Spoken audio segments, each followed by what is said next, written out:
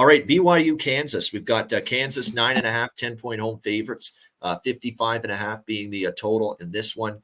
Kansas kind of a lethargic. Sometimes that happens, though. It's a weird travel to Reno, Nevada, and you can tell just not sharp, not crisp, not fluid, especially on offense last week from this Kansas team. We'll see if they can rebound. I'm telling you what, Connor, this team's developing one hell of a good home field advantage here in Lawrence. I've liked what last year they played pretty good football at home. They turned it into a home field advantage.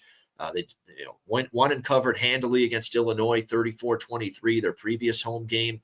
I'm not rushing to fade Kansas at home. The question is, do you want to lay 8.5 here? BYU will give them credit. They took care of business, an outright win against Arkansas last week, 38-31. Keaton Slovis was good enough in that game. But more than anything, when you look at the way it went for Arkansas, a couple turnovers swung the game toward BYU in that one. And that ended up being the difference. I still don't love what I see from the BYU defense. Even though they won last week, they still gave up over 400 yards to Arkansas. That's concerning. I think a Kansas team total over might be a good bet.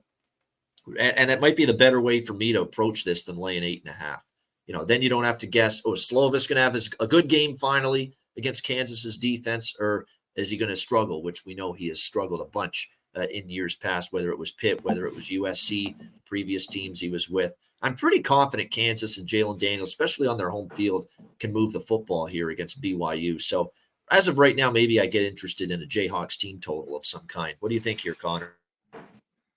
Yeah, I like that look.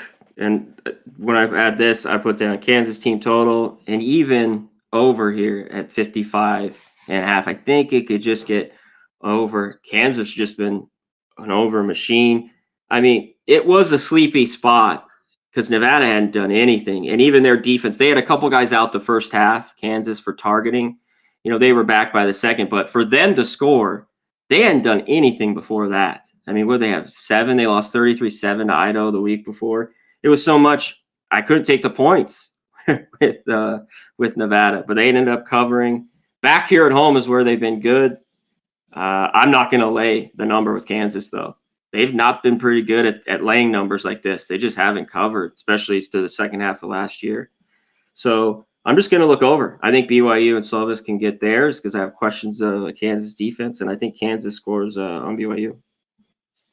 The thing with BYU's defense is I'm not sure how good it is, and I'm not convinced it's great. I don't think it is. I think it's okay. Sam Houston State in their first game, that's one of the worst offenses in FBS football, Sam Houston State. So I put with an okay defense. With a good defense. With an all right defense. A horrible offense. Awful. It is rough to watch Sam Houston try to run offense.